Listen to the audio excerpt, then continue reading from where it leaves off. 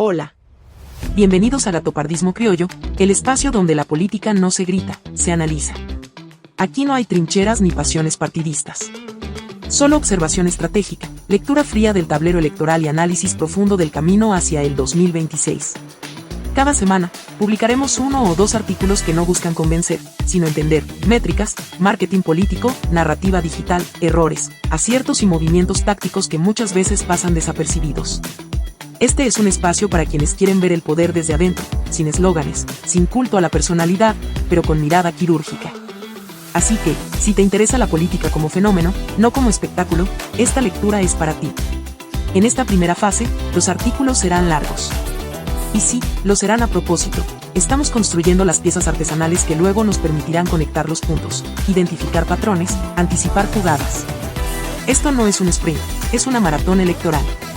Así que gracias por estar aquí. Te invito a que nos sigas, compartas, te suscribas y, sobre todo, leas con atención. Porque en tiempos de ruido, el dato y la estrategia son nuestra brújula. Bienvenidos al análisis de hoy. Comencemos. Outsiders en Colombia, entre la promesa del cambio y la fragilidad del poder. Por Liliana Zambrano. Santiago Botero y Vicky Dávila representan dos expresiones distintas del outsider colombiano, el héroe del esfuerzo individual y la voz activa de la prensa. Ambos tienen atributos valiosos. Pero el camino que elijan marcará la diferencia entre ser iconos de lo efímero o agentes de cambio real. La historia enseña que los outsiders fracasan cuando creen que gobernar es una prolongación de su biografía o una extensión de su tribuna. Y que triunfan cuando entienden que la política es un oficio, con códigos, con límites, con estrategias. Y lamentablemente con presupuesto.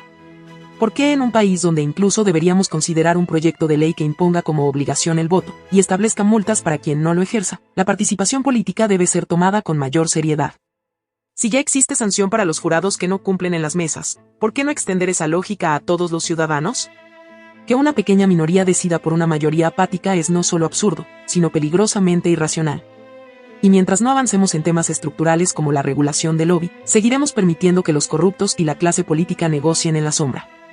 En este punto, sí podríamos aprender de los modelos democráticos más evolucionados como el norteamericano, donde estas prácticas están registradas, vigiladas y sancionadas. En Colombia, en cambio, se sobreentienden y se ocultan, como si fueran parte natural del poder que nadie menciona, pero todos temen. Lo dejo como reflexión inicial, casi como cátedra. Y vuelvo a lo central, los outsiders. ¿Cuántos outsiders no repitieron el guión del Gato Pardo, llenando cargos con cuotas políticas reencauchadas, familiares o tecnócratas reciclados? En una democracia tan desgastada como la colombiana, la figura del outsider se presenta como un oasis para los votantes, alguien sin pasado político que, se presume, viene sin vicios, sin padrinos y con la voluntad de transformar. La narrativa es poderosa, especialmente en tiempos de desconfianza institucional, polarización y agotamiento ciudadano frente a las estructuras tradicionales del poder. Este artículo no parte del aplauso ciego ni de la crítica descalificadora. No es un elogio, pero tampoco una condena. Es una invitación al análisis sereno, donde no hay lugar para fanatismos ni favoritismos. Porque en Colombia, ya sea desde la izquierda, la derecha o el centro, es lógico y deseable saber con quién se piensa gobernar y qué ideología se va a adoptar. Incluso lo desconocido debe ser interrogado.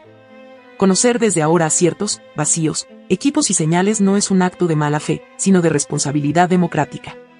La figura del outsider merece atención, pero también contraste, sobre todo cuando apenas empieza su camino. Evaluarlos con anticipación es anticiparse a lo que el país puede enfrentar si el cambio prometido se convierte, una vez más, en continuidad disfrazada. Por eso, el debate debe empezar antes de los votos, cuando aún hay tiempo para exigir, preguntar, sobre todo, decidir con fundamentos. Santiago Botero y Vicky Dávila son, en este ciclo electoral, los rostros de esa promesa. El primero, empresario; la segunda, periodista. Ambos emergen desde fuera del sistema, sin haber ocupado cargos de elección popular ni haber sido parte de la burocracia política.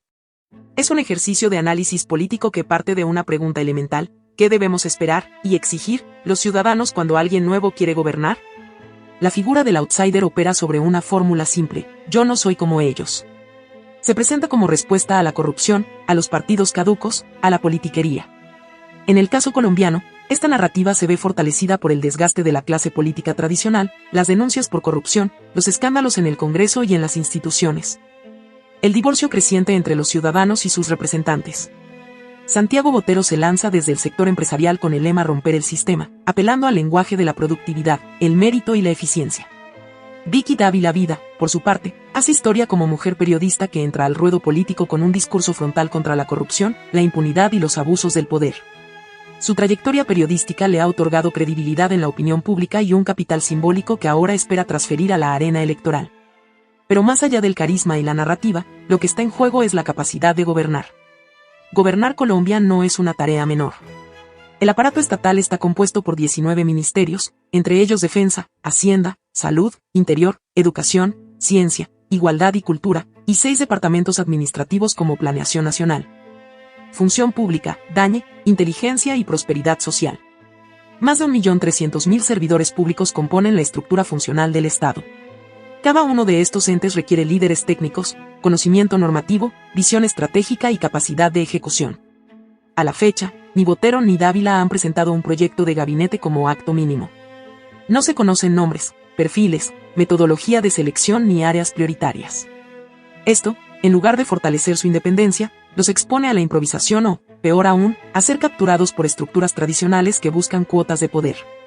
Si se dice que se gobernará distinto, entonces hay que decir cómo, con quiénes, bajo qué criterios, con qué experiencia. Porque eso también hace parte de la promesa del cambio. Y sí, algunos dirán que es prematuro exigirlo, pero debo responder con contundencia, no lo es. Un outsider, así como despierta la esperanza de lo nuevo, también genera incertidumbre. Precisamente por eso, mostrar claridad desde el inicio los saca de la línea de la inexperiencia absoluta. Esa misma que en múltiples entrevistas ha sido el flanco débil de ambos, el cuestionamiento recurrente sobre si saben o no cómo funciona el Estado. El mundo ofrece ejemplos que iluminan este debate. Donald Trump, en Estados Unidos, llegó con un discurso disruptivo, pero su desconocimiento institucional generó crisis de gobernabilidad y polarización extrema en su primer gobierno, y hoy ante una crisis de los aranceles ya empezaron las críticas y los desertores a tan solo el inicio de gobierno. Pedro Castillo, en Perú, ascendió desde la ruralidad sin cuadros técnicos ni manejo del aparato estatal, lo que lo llevó a una rápida destitución. Javier Milei, en Argentina, representa una apuesta outsider radical que, aunque apenas comienza, ya muestra tensiones entre su narrativa y las complejidades del poder. Emmanuel Macron, en Francia, es una excepción, outsider tecnocrático que armó desde el inicio un gabinete robusto y operativo. Nayib Bukele, en El Salvador, pasó de outsider a dominante, pensarían los defensores de derechos humanos. Aunque su estilo autoritario ha sido ampliamente criticado, su última elección muestra un resultado diferente en aceptación, una ley patriota salvadoreña, diría yo. Estas experiencias confirman que llegar desde afuera puede ser una virtud o una sentencia, según el grado de preparación. Para entender este fenómeno, resulta pertinente apoyarse en teorías contemporáneas.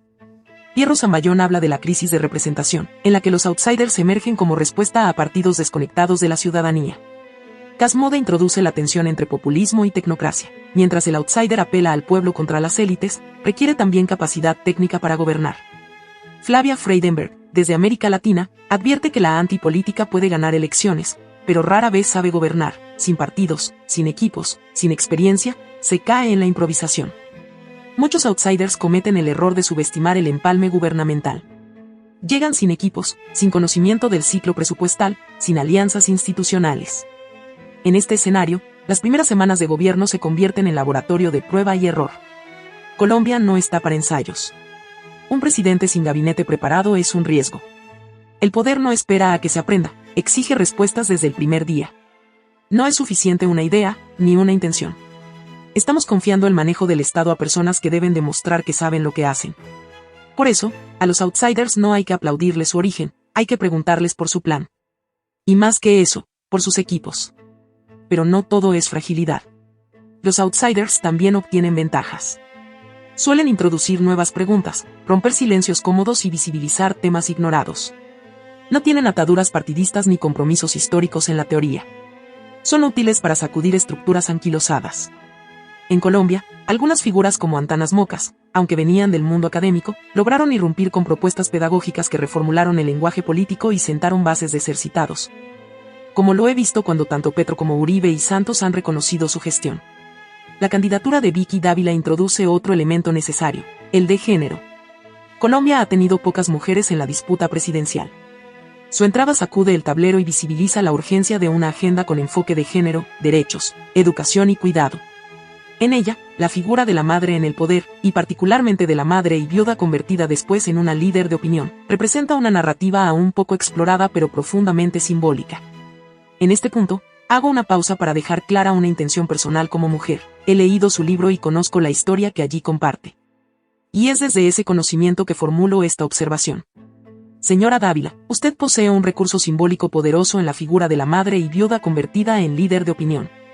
Esa narrativa, si se despliega con profundidad, puede marcar una diferencia real. Le propongo, con respeto y claridad, que no reduzca su propuesta al discurso anticorrupción como única bandera. Aunque es un discurso válido, ya está desgastado y saturado en los entornos digitales. Será, además, el eslogan de muchos, lo que puede diluir su mensaje antes de que llegue a la Colombia profunda e intermedia, esa que verdaderamente vota. Su historia personal puede, y debe, articularse con una visión más amplia del cuidado, de la justicia social sin populismo, de la inclusión, de la reforma institucional, de la recuperación económica y, por supuesto, de la seguridad. En un país donde los matices emocionales y sociales importan, esto no es una crítica, es una recomendación. Porque si logra capitalizar esa condición sin convertirla en un instrumento vacío, podría conectar con un electorado que aún busca referentes humanos y resilientes. ¿O acaso a quien no le gustan las heroínas como la Mujer Maravilla? Mujeres sencillas, con superpoderes cotidianos. En Colombia, donde las madres sostienen el eje del hogar, manejan finanzas, crían hijos y son profesionales, y donde, además, somos mayoría, esa narrativa no solo es potente, es estratégica. Ahora bien, recuerde algo que suele pasarse por alto: las mujeres, lamentablemente, tienden a ser más críticas con su propio género. Incluso, irónicamente, más incrédulas. Algo ilógico, ¿verdad? Pero crucial. Al mismo tiempo, los hombres, hijos, esposos, padres, suelen reconocer y valorar ese tipo de liderazgo, si se comunica con inteligencia emocional y visión de país. Esta es una oportunidad. Una oportunidad que debe abordarse antes de que el presupuesto publicitario de otros candidatos sature los canales con discursos vacíos. Créame, sus propios colegas podrían terminar opacando su mensaje si usted no lo posiciona a tiempo y con carácter. Por ejemplo, esta recomendación le permite desarrollar ejes que marcarán hito, porque en una elección donde, por primera vez en décadas, el voto en el exterior podría ser determinante. Es clave pensar estratégicamente en esa Colombia dispersa pero presente. Los colombianos en el exterior, en especial quienes hoy viven la incertidumbre de ser deportados o aislados en países como Estados Unidos, no votarán por ideología, votarán por supervivencia emocional. Votarán por alguien que entienda lo que significa volver a empezar, por alguien que sepa lo que es pensar cómo traer de nuevo a los hijos, cómo reconstruir familia, cómo regresar sin sentirse forasteros en su propia tierra. Esa Colombia migrante, que hoy representa un pilar económico a través de las remesas, necesita un liderazgo que no solo hable de cifras macroeconómicas, de eso los tradicionales son expertos, sino que sepa qué significa mandar $300 cada mes y llorar en silencio en Navidad. Ese electorado, que suele estar marginado del discurso político nacional porque nunca estuvo en el espectro, eran los del mejor momento. Pero en este punto se volvieron decisivos si alguien se atreve a mirarlos con empatía estratégica, no con lástima electoral. Si usted, señora Dávila, articula su historia personal con una política exterior humana, orientada a la protección consular, a los procesos de reunificación familiar y a los incentivos para el retorno digno, puede marcar la diferencia no con un sector, sino con un país partido en dos, el que se quedó y el que se fue para sobrevivir. Allí hay una oportunidad, la madre que gobierna para que nadie más tenga que emigrar sin saber si podrá volver. Ahora bien, el análisis crítico no puede detenerse en esa dimensión identitaria. También debe evaluarse su plan de gobierno, su equipo, reitero, su relación con los partidos y su comprensión del aparato estatal. Ser mujer no garantiza transformación si se replica la misma lógica tecnocrática sin visión social. El poder no se transforma por quien lo ejerce, sino por cómo se ejerce y con qué propósito. En eso, el género puede ser una potencia. Aquí vendrán las figuras fuertes de la derecha que también le están apostando a ello. Por lo que no existirán blindajes. Del otro lado, Santiago Botero representa un perfil que ha despertado simpatía por su discurso directo, muy directo, su presencia empresarial y su distanciamiento de la clase política tradicional. Su narrativa conecta con una ciudadanía harta del clientelismo y de la politiquería. Su insistencia en la eficiencia y en sacar adelante al país con resultados lo convierte en un actor atractivo. Sin embargo, también hay sombras. Botero aún no ha mostrado propuestas estructuradas. Existen algunas necesarias y en ocasiones propuestas sueltas e incendiarias que pueden mostrar que puede desconocer los ejes de la diplomacia nacional, los derechos humanos. Ni ha dado señales de tener un equipo robusto o experiencia en lo público. la falta de claridad sobre cómo se propone y, más importante, con quién, gobernar un país complejo como Colombia es, hoy, su mayor debilidad. Este artículo no es una opinión personal, ni una defensa o ataque a ningún candidato. Es un espacio para el pensamiento crítico. Del gatopardismo criollo, creo que aún tendré mucho de qué hablar, y mientras existan 3 o 4 lectores que me compartan su opinión, seguiré aquí generando contenido con profundidad. Si no han leído mis artículos anteriores, los invito a hacerlo, así como a revisar el mensaje fijado en mi cuenta de X, donde dejo una puerta abierta para el debate informado. En este punto hago una invitación directa a la ciudadanía. No basta con decir quiero cambiar el país. Se necesita saber cómo y con quién. Porque cuando se trata de candidatos de izquierda, derecha o centro, al menos podemos inferir su equipo al ver sus fotos, sus reuniones iniciales, sus jefes de prensa o sus promotores regionales. Pero si alguien se lanza desde afuera del sistema, tiene la obligación de demostrar que no está improvisando. El primer paso es claro, presentar su gabinete. No en abstracto, no con evasivas del tipo ya veremos con quién. En Colombia, después del estallido simbólico de Rodolfo Hernández y su posterior fracaso, en parte por rechazar la incorporación estructural de una fuerza política organizada como la derecha, quedó en evidencia lo que muchos ya sabían. Que, sin equipo, sin técnicos, sin una estructura mínima, no hay proyecto viable. Por eso, conocer los nombres, las hojas de vida, los perfiles y la metodología de selección de un eventual gabinete no es un capricho. Es una urgencia democrática. Porque el gabinete no es un accesorio, es la columna vertebral del gobierno. Un outsider sin gabinete definido es un ícono sin estructura. Y eso no basta. ¿Quién será su ministro de Hacienda?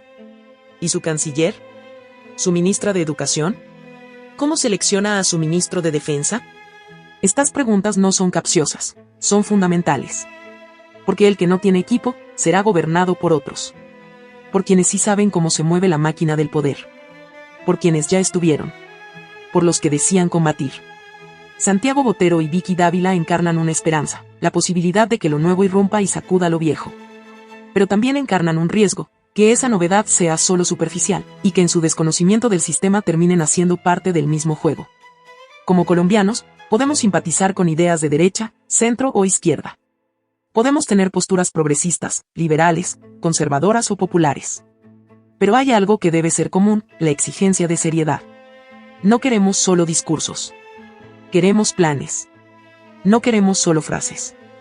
Queremos gabinetes. No queremos solo outsiders. Queremos estadistas. Porque si no exigimos desde el inicio, después no nos quejemos cuando nos gobierne el azar o el oportunismo. En el país del gatopardismo criollo, la mejor forma de transformar es romper el ciclo de la improvisación.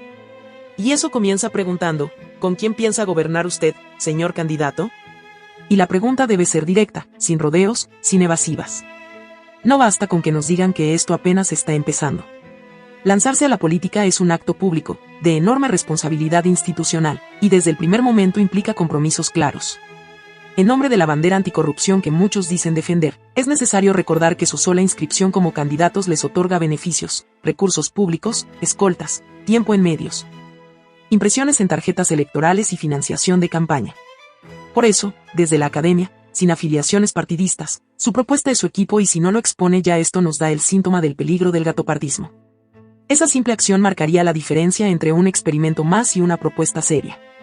Particularmente, como alguien con experiencia en defensa y política pública, me interesa saber quién es su candidato o candidata al Ministerio de Defensa. Solo allí empezaré a entender si ustedes pueden ser observados, y eventualmente tenidos en cuenta, como actores válidos para el ejercicio del poder. Porque lo que tanto se critica desde afuera, desde adentro se vuelve infinitamente más complejo y salvaje. Y en Colombia donde tenemos una fauna entrenada. Esto marca la diferencia.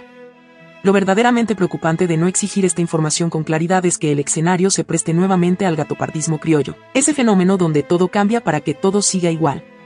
Si la mayor propuesta del outsider no es su equipo, entonces no hay propuesta. Porque todo proyecto político se concreta, o se disuelve, en sus ejecutores. Allí empieza y termina la capacidad real de transformación. Y es allí donde debemos poner la lupa. La ausencia de nombres no es una estrategia de prudencia, es una señal de debilidad o improvisación. Esto no debe sonar a idealismos o politiquería. Todo lo contrario. Es una oportunidad de oro.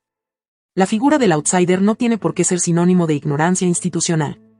Puede y debe ser el punto de entrada para una política renovada, transparente y técnicamente competente. Basta con mirar al presidente de Ucrania, Volodymyr Zelensky, quien comenzó como figura mediática, pero se rodeó de un equipo preparado y enfrentó desafíos monumentales con altura de Estado. Una guerra salvaje, pero en defensa de sus intereses nacionales, y allí estuvo como un león, aunque a mi criterio prematuro ya Ucrania se perdió. Colombia, en cambio, es un país profundamente desigual, con uno de los conflictos más largos de Occidente. Ya no podemos darnos el lujo de elegir a alguien sin equipo, sin hoja de ruta, sin claridad. No más apuestas a ciegas. No más decisiones por simpatía. Lo dejo como reflexión, casi como cátedra. Y vuelvo a lo central, los outsiders. No los desestimemos por su origen, pero tampoco los idealicemos. Exijamos de ellos lo mismo que exigiríamos a cualquier actor político tradicional. Exijámosles aún más, si realmente quieren ser el símbolo del cambio. Como lo he venido diciendo en mis artículos sobre el gatopardismo criollo, entenderán por qué el momento en que estos outsiders integren gatopardistas a sus filas, será el instante en que pierdan el rumbo y la brújula. Y ahí ya no habrá outsider, solo otro rostro del continuismo. Pero si logran sostener su autonomía, y si desde ahora marcan la diferencia con propuestas claras y equipos sólidos, su candidatura puede convertirse en algo más que una novedad electoral. En un país donde las redes sociales han democratizado el pensamiento crítico y han acercado las discusiones políticas a las regiones. Una figura outsider con enfoque estratégico y visión de poder real podría generar un estallido de ciudadanía activa. Aquí sí habría una apuesta que, más que simbólica, sería política.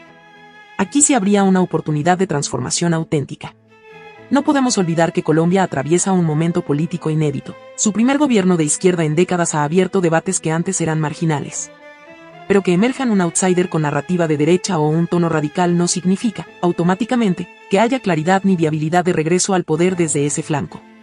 La derecha tradicional no va a ceder su lugar a cualquiera. Y, si lo hace, será porque puede garantizar que quien llegue sea funcional a su arquitectura.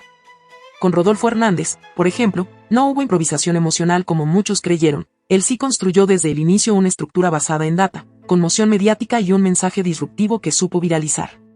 Alcanzó a mover emociones y tendencias. Su error no fue no tener estructura, sino subestimar el segundo momento, el sistema. En el caso de Vicky Dávila, lo que observamos es distinto. Su narrativa, aunque nueva en forma, tiene ecos evidentes de una derecha dura que hoy la escucha con cortesía, pero la mide con cálculo. Le están dejando caminar el campo político, pero no se lo están cediendo. Y en ese margen de expectativa estratégica está su principal debilidad. Lleva más de un mes en campaña, y aunque ha hecho presencia en regiones, no ha generado microtendencias digitales sostenidas ni hashtags orgánicos que muestren apropiación ciudadana. Las fotos que se repostean aún no hacen eco y los encuentros que no generan réplica emocional son síntomas claros. En un ecosistema como el actual, donde la política pasa por la pantalla antes que por la plaza, eso ya es una señal. Por eso, el verdadero veredicto sobre su candidatura llegará en 3 meses. Si logra posicionar un relato con capacidad de movilización, no solo de opinión, podrá abrirse paso. Si no, la derecha institucional esperará a que ella se desgaste para reabsorber el momento electoral con sus propios candidatos. Porque en el ajedrez del poder no hay espacios vacíos, lo que no se toma con estrategia se ocupa con cálculo. En este contexto, ser outsider no basta. Se necesita ser tendencia, estructura y proyecto. De lo contrario, lo nuevo vuelve a ser decorado, y el sistema, como siempre, termina ganando. Reitero, hoy todos le estamos midiendo. La estamos observando. Y los datos, sí, los datos, ya se están indexando en tiempo real. ¿Cuántas veces se le menciona? ¿Con qué tipo de engagement? ¿Cuántos municipios visita? ¿Cuántas veces su discurso genera réplicas espontáneas o microtendencias? No se trata solo de estar en campaña, sino de activar una audiencia, esa que grita, que replica, que se convierte en eco político. Esa audiencia que transforma desconocidos en líderes, y luego, en militantes. Eso fue lo que logró Javier Milei en Argentina, y antes que él, Rodolfo Hernández en Colombia, convertir indignación en identidad política. Pero también lo vimos en Europa, lo hizo Emmanuel Macron con En Marche, transformando una marcha ciudadana en un movimiento ganador, y lo hizo Giorgia Meloni, apelando a una narrativa de identidad nacional desde los márgenes hasta el centro de poder. En este caso, por ejemplo, Santiago Botero. Su estrategia lleva más de un mes en ejecución, aunque transmite ideas incendiarias y viscerales, la narrativa visual que proyecta es la de alguien que aún está reconociendo el país. Sus videos lo muestran solo, hablando a cámara, recorriendo espacios, pero sin detonadores emocionales, sin generar comunidad ni activación territorial. El mensaje existe, pero no está siendo catalizador de ningún movimiento. Y sin movimiento, no hay eco político. En contraste, Rodolfo Hernández generó un estallido desde el primer día. Su mensaje también era visceral, pero fue acompañado de una audiencia concreta. Su equipo entendió que Santander se pondría la camiseta, y lo hizo. Identificaron microsegmentos y proyectaron contenidos dirigidos, particularmente en TikTok, que generaban empatía y sentido de pertenencia. Aprovecharon su capital político en parques, plazas de mercado y recorridos de calle, y lo tradujeron en comunidad. Rodolfo no solo fue consigna, fue emoción encarnada en territorio. Por eso, cuando usted, lector, oyó por primera vez el nombre de Rodolfo Hernández, no fue por una entrevista de alto perfil, sino por una búsqueda casual en redes donde ya era tendencia. Tenía hashtags, páginas, segmentación. Parecía el lanzamiento de un producto, sí, como cuando Frutiño hacía pruebas de mercado, el empaque era llamativo, el sabor era directo, y la gente, sin saber muy bien por qué, quería repetir. Eso fue estrategia emocional, conectada con técnica de difusión. Y eso, por ahora, ni Santiago ni Vicky han logrado replicar. El reto es inmenso. Porque tanto Vicky como Santiago tienen lo bueno y lo malo del outsider, frescura y riesgo, narrativa y vacío, oportunidad y fragilidad. Ambos tienen mucho por mejorar, pero el margen de maniobra se acorta día a día. Vicky Dávila, en particular, debe mantener los ojos bien abiertos. Porque aunque muchos crean que lidera, el mensaje que realmente se le está enviando es otro. La han dejado circular, le han sugerido posibles coaliciones, la han citado como figura visible, pero no porque quieran que llegue. La están midiendo. La están dejando crecer para, eventualmente, absorberla o desplazarla. Nada más ingenuo que pensar que ya la respaldan, la derecha le ha abierto camino para saber hasta dónde llega sola. Y si no se robustece en estrategia, narrativa y presencia regional, ni siquiera una portada de semana podrá sostener lo que las regiones no reconocen como propio. En el caso de Santiago Botero, la ambigüedad se vuelve su mayor obstáculo. Se le ha visto cooptar ideas de Gustavo Petro, pero no se consagra aún como outsider de derecha, ni tiene un guiño claro hacia la izquierda. Se mueve entre el discurso empresarial y el activismo solitario, pero no ha logrado formar audiencia política real. Su narrativa inició como la de un crítico del sistema, no como la de un constructor de poder. Y eso puede ser útil para generar conversación, pero no llena plazas ni construye capital electoral.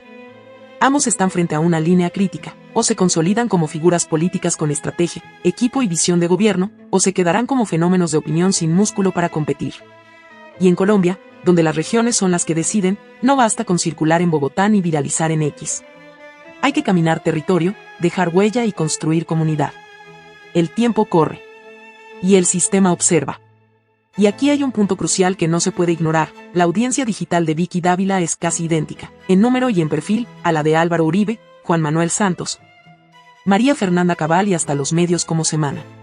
Basta mirar las métricas, en TikTok, Instagram y X, sus seguidores son usuarios altamente politizados, polarizados, informados y habituados a consumir opinión política. Pero no necesariamente a seguir liderazgos electorales. Ahí está el riesgo. Porque Vicky, por ahora, no ha logrado trasladar esa audiencia de opinadora a la figura de candidata. Sigue siendo para muchos una periodista con voz fuerte, no una mujer con poder para gobernar. Y eso, en esta coyuntura, es peligrosamente engañoso. Porque tener audiencia no es tener electores. La siguen, sí, pero no necesariamente para votar por ella. La escuchan, pero aún no la imaginan como presidenta. Su comunidad, aunque numerosa, sigue anclada en la lógica de quien analiza el poder, no de quien lo ejerce. La frontera es delgada, y si no logra cruzarla pronto, si no convierte seguidores en votantes, su campaña corre el riesgo de quedarse en el ecosistema de lo opinable, no de lo ejecutable. Transformar esa audiencia implica más que discurso, requiere emocionalidad, propuesta concreta, conexión territorial y narrativa de poder. Porque lo que hoy parece una ventaja, tener un público formado en política, puede volverse un ancla si no hay transición clara hacia el rol de líder política. Si no logra romper ese molde, será absorbida por quienes sí saben capitalizar políticamente ese caudal de atención. Y en ese punto, ni su trayectoria ni sus portadas servirán de escudo. Serán solo recuerdo de lo que pudo ser y no fue. En este punto final, Vicky Dávila tendrá dos caminos: convertirse en un flujo fugaz de opinión o trazar una ruta que emule, con las condiciones de nuestro tiempo, a figuras como Violeta Barrios de Chamorro, expresidenta de Nicaragua. Chamorro, aunque no era periodista de profesión, dirigió el diario La Prensa y se convirtió en símbolo de resistencia tras el asesinato de su esposo, Pedro Joaquín Chamorro, víctima de la dictadura somocista. Sin experiencia partidista directa, su llegada al poder en 1990 fue posible gracias a una narrativa poderosa, la de una viuda que canalizó su duelo en una promesa de reconciliación nacional. Su candidatura no nació del ruido ni de la estridencia, sino de la serenidad, la honestidad sin poses y un equipo técnico que la blindó de improvisaciones. Fue, además, la primera mujer en ser elegida presidenta por voto popular en América Latina. Su victoria, respaldada por una gran coalición, demostró que un outsider puede vencer incluso al oficialismo cuando su símbolo se vuelve mayor que sus debilidades. Tal vez ahí radique la verdadera lección para quienes se lanzan desde fuera. No basta con alzar la voz, hay que saber construir el eco. Nos vemos en otro artículo. Largos, sí, pero con matices, con teoría, con academia, pero sobre todo con realidades. Con estrategia y con propuesta. Aún me faltan varios nombres por analizar: Vargas Lleras, Bolívar, Cabal, Pizarro, Quintero, Fajardo, Luna. A él, especialmente, debo decirle que lo tengo radiado, porque compartimos inquietudes de fondo: la tecnología como modelo de transformación en un país que aún no comprende el potencial de la inteligencia artificial. Los satélites, la domótica y la robótica. Pero eso lo dejaré para adelante.